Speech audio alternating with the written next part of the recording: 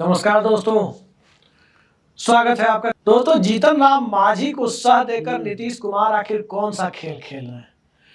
जीतन राम मांझी बिहार की राजनीति में एक पूर्व मुख्यमंत्री ही नहीं बल्कि एक ऐसी हैसियत में पहुंचे हुए नेता है जिनका इस्तेमाल कभी अपने मकसद से नीतीश कुमार करते हैं तो कभी बीजेपी करती है।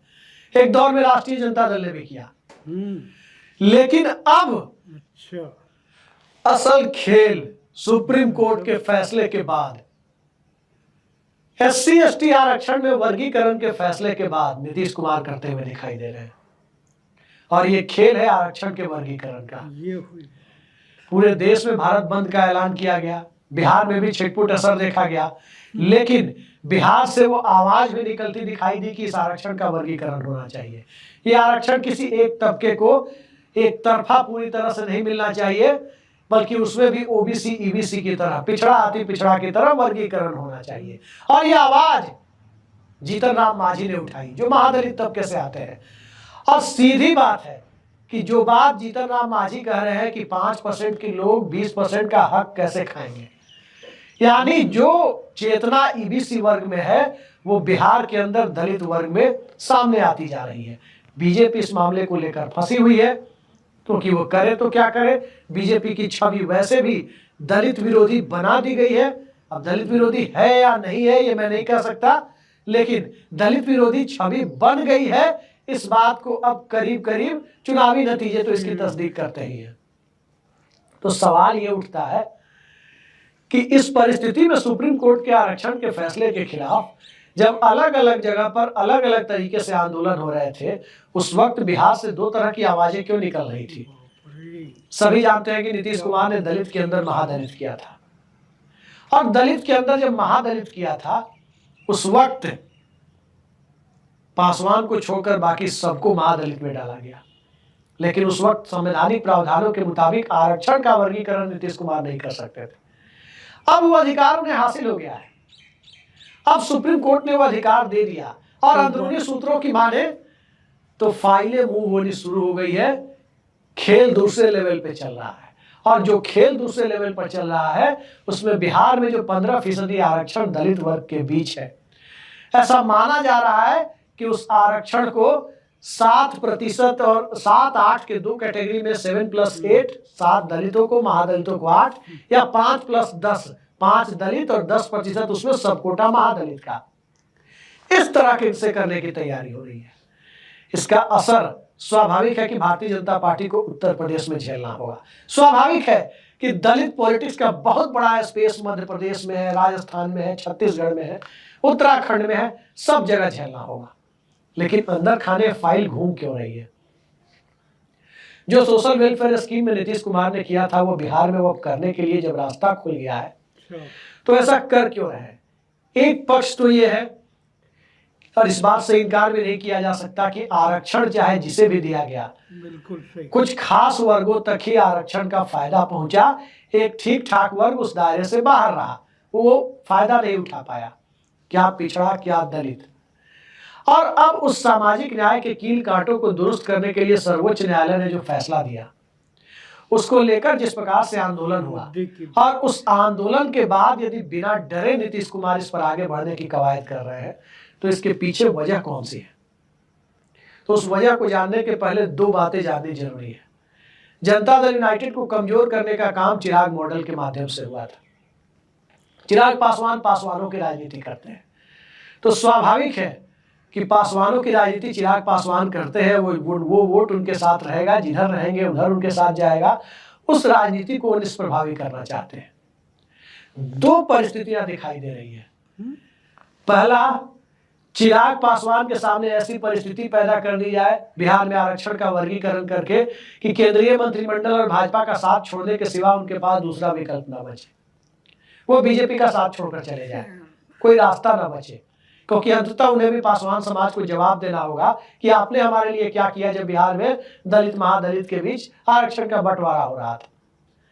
दूसरा, चिराग मॉडल के बाद जनता दल यूनाइटेड जो कमजोर हुआ और महादलित की राजनीति में भी अलग अलग दावेदार उभर कर सामने आए, मसलन कांग्रेस पार्टी, राहुल गांधी, ये सब भी दावेदार बनकर सामने आए।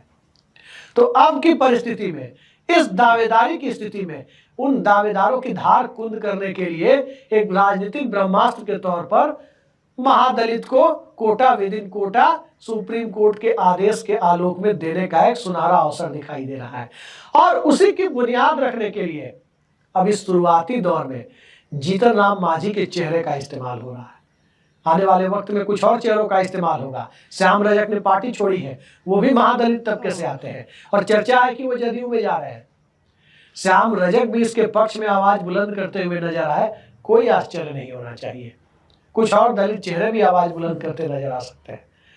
तो सियासत जो सह और मात का खेल बना हुआ है, उस सह और मात के खेल में, समीकरणों की राजनीति में, इक्वेशनल पॉलिटिक्स में कई सारे निशाने, एक तरफ समाज में आरक्षण के आधार पर जितने वर्ग बनते जाएंगे उस सारे निशाने पर है नीतीश कुमार के, क्योंकि जितने वर्ग बनेंगे, जितनी कैटेगरी बनेगी, चुनावी हिंदुत्व उतना ज्यादा धड़कता चला जाएगा। चिराग पासवान के सामने विचित्र स्थिति होगी। जीतन राम मांझी चाह करके भी भारतीय जनता पार्टी का साथ उस परिस्थिति में दे पाने की स्थिति में नहीं होंगे अगर नीतीश कुमार ने भविष्य में बीजेपी का साथ छोड़ने का फैसला लिया तो। और चौथा, राष्ट्रीय जनता दल जिस प्रकार से संविधान बचाओ के कांग्रेस के नारे का इस्तेमाल जैसे अखिलेश यादव ने उत्तर प्रदेश में किया, अब लोकसभा चुनाव से सबक लेकर तेजस्वी यादव बिहार में उसी का इस्तेमाल करते दिखे और चिराग पासवान को छोड़ करके जो बाकी समुदाय के जो दलित वोटर हैं, उन दलित वोटर के बीच वो पहुंचने की कोशिश करते दिखे चुनाव के समय राहुल गांधी और मल्लिकार्जुन खड़गे के चेहरे के सहारे, उस पर भी रोक लगाने की कवायद, कई निशाने एक तीर से साधने की कवायद चल रही है। और स्वाभाविक है कि सत्ता में रहते हुए जो इस तरह के गेम खेलता है, बेनिफिशियरी वही होता है, लाभार्थी वही होता है। पंचायतों में अति पिछड़ा आरक्षण नीतीश कुमार ने दिया, आज तक सत्ता सुख भोग रहे हैं। दलित महादलित सोशल वेलफेयर स्कीम में किया, आज तक भोग रहे हैं। लेकिन ये लाइन जब ब्लर होनी शुरू हुई, इसका असर जब कम होना शुरू हुआ, ठीक उसी मौके पर सुप्रीम कोर्ट ने एक बड़ा ब्रह्मास्त्र थमा दिया। कांग्रेस पार्टी की स्थिति यह है कि ना वो खुलकर विरोध कर सकती है, ना खुलकर समर्थन कर सकती है, क्योंकि दक्षिण भारत में कांग्रेस की कई सारी यूनिट चाहती है कि वर्गीकरण हो। उत्तर भारत की राजनीति में जहां कांग्रेस आगे आने की जद्दोजहद कर रही है, वहां इस मामले में कुछ बोलना नहीं चाहती।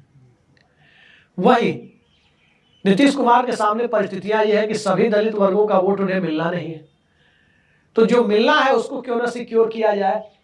बीजेपी के सामने स्थिति यह है कि दलित वोटों का एक बड़ा तबका बीजेपी के खिलाफ जाता हुआ दिख रहा है, तो उस पॉलिटिक्स में बीजेपी खुद हाथ ना डाले, लेकिन नीतीश कुमार हाथ डाल रहे हैं, तो उन्हें रोका क्यों जाए? क्योंकि बीजेपी उसके बाद ही देखेगी कि बिहार में इसका क्या असर पड़ता है, ताकि उत्तर प्रदेश के चुनाव के पहले वहां भी इस तरह का कुछ किया जा सके। कई सारी परिस्थितियां एक साथ जब आकर खड़ी हो गई है, तो अब समझ में आने लगा है कि चिराग पासवान की राजनीति की धार को एनडीए से बाहर जाने पर विवश करने के लिए नीतीश कुमार किस तरह से सुप्रीम कोर्ट के आरक्षण के फैसले का, SC/ST आरक्षण के फैसले का और उसमें जीतन राम मांझी के चेहरे का इस्तेमाल अपने पक्ष में करते हुए कभी भी देख सकते हैं। याद रखिए, मुंह से बोलकर नीतीश कुमार राजनीति नहीं करते, कम करते हैं। जैसे नरेंद्र मोदी मुंह से बोलते हैं, नीतीश कुमार पासे चलने में माहिर है। जाति गणना का मामला था, वोकल होकर बोलने के लिए तेजस्वी यादव को खुला छोड़ दिया। तब तेजस्वी यादव विपक्ष में थे, नीतीश कुमार सत्ता में थे। और जब जाति जनगणना के बाद आरक्षण का फैसला बढ़ाने का हो गया, अब वहां नीतीश कुमार क्रेडिट लेने, स्वाभाविक है, सरकार उनकी थी, इनिशिएटिव उनका था, क्रेडिट भी उन्हें ही जाता है। क्रेडिट हमेशा कप्तान को जाता है, ये दुनिया का दस्तूर है। वर्ल्ड कप भले ही महेंद्र अमरनाथ ने जिताया हो, फाइनल के मैन ऑफ द मैच रहे हो, क्रेडिट तो कपिल देव को ही जाता है। तो क्रेडिट तो इसका नीतीश कुमार को ही जा रहा है। और उस परिस्थिति में सबसे ज्यादा दिक्कत चिराग पासवान के सामने आनी है, क्योंकि बिसात इसी दिशा में नीतीश कुमार बिछा रहे हैं। आगे आगे देखते जाइए। अब पहले बंगला छिना, फिर सिंबल छिना, पार्टी टूटी, परिवार टूटा, अब चिराग पासवान के सामने आगे कौन सी नौबत आती है। लेकिन बिहार की राजनीति में जितना सरल दिख रहा है उतना सरल है नहीं, अभी बहुत कुछ होना बाकी है। आज के लिए इतना ही। नमस्कार।